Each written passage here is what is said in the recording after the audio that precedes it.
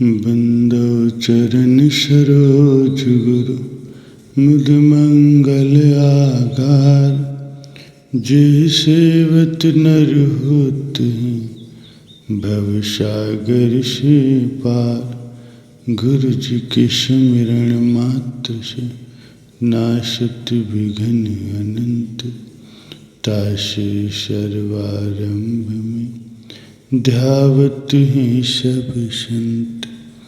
तासे सर्वारंभ में ध्यावत हैं सब संत। मेरे प्यारे गुरुमुख सज्जनों, गुरबाणी में वर्णन आया है, सतगुर मेरा बेमोहताज, सतगुर मेरे साचा साज।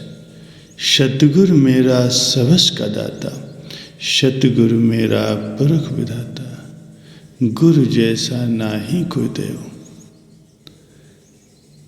यहाँ हम भक्ति भावपूर्ण हृदय से वाणी का स्वाध्याय करते हुए सद्गुरु की महिमा का गान करेंगे। सद्गुरु की महिमा को सर्व सामान्य जन नहीं जान सकते।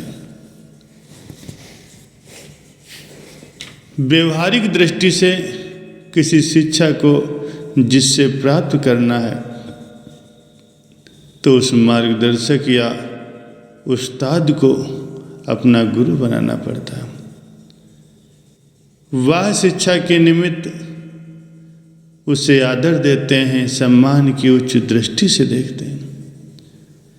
सद्गुरु अध्यात्म ज्ञान एवं ईश्वर भक्ति के प्रकांड प्रधान और भगवान का साकार स्वरूप होते हैं।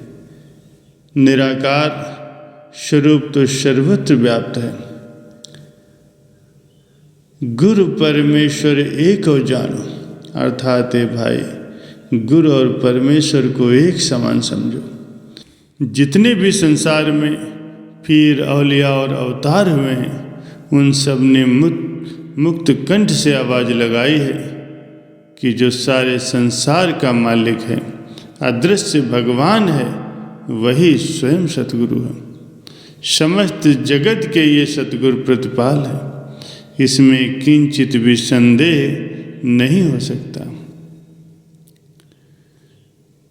साचा साहो गुरु सुखदाता, हर मेले भूख गवाए।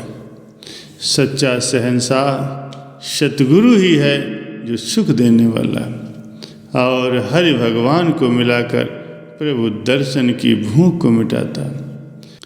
निस्दिन ही उनके गुणों का गायन कराकर दया करते हुए वे तुझे भक्ति पथ पर दंड कर देंगे। ये महिमा केवल सतगुरु जैसे सच्चे उस्तादों के बादशाह करने में समर्थ होते हैं।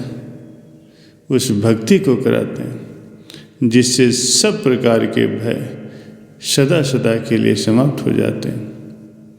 सतगुरु मेरा बेमोहताज फरमाते हैं कि मेरा सतगुरु स्वयं आत्मनिर्भर है, सच्चा सौंदर्य है, वे सबको देते हैं।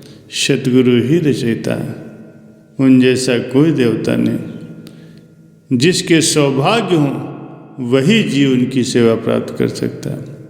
श्री सतगुरु सबका पालन पोषण करते हैं और मायावी शत्रुओं से रक्षा करके अमर कर देते हैं।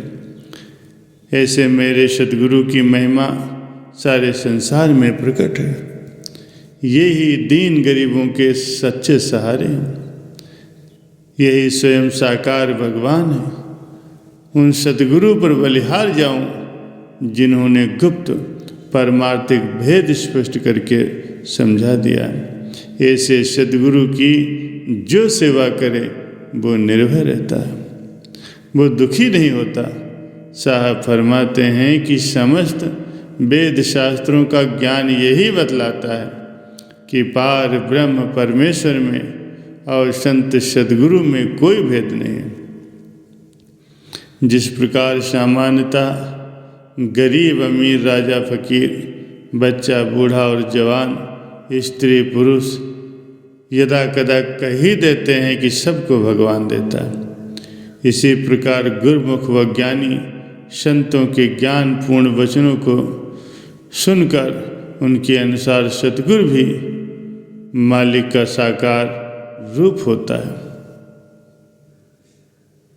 गुरु समान दाता नहीं, याचक शिष्य समान, तीन लोक की संपदा सो गुरु दीन दान।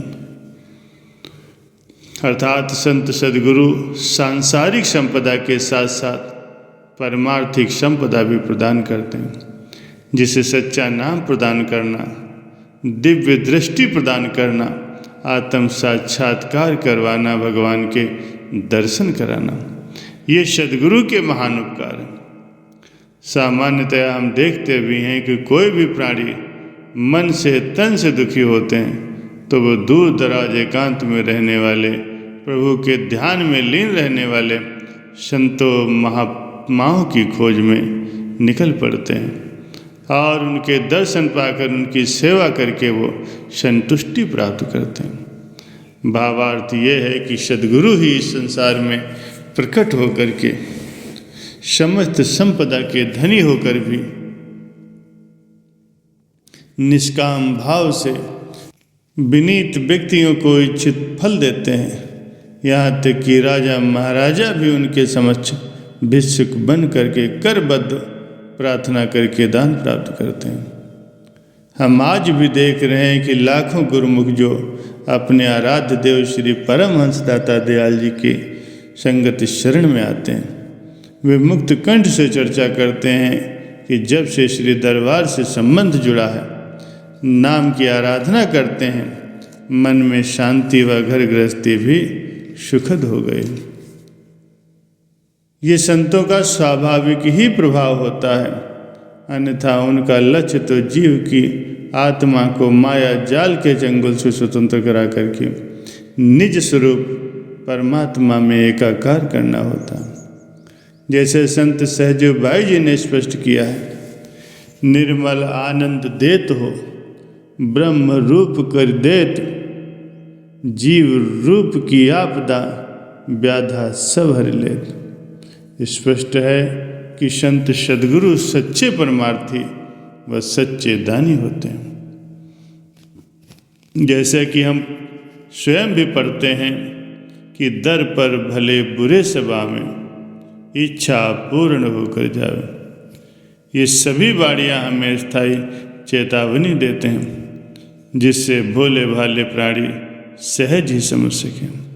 क्या सरस उच्च दृष्टिकोण पूर्ण आत्म तुष्टि युक्त संदेश दे रहे हैं कि सतगुरु मेरा बेमोहताज, सतगुरु मेरा साचा साज। इन वचनों पर अमल करते हुए, महापुरुषों की दया की याचना करते हुए अपने जीवन को सुख स्वरूप बनाएं और अपना परलोक भी संभाल लें।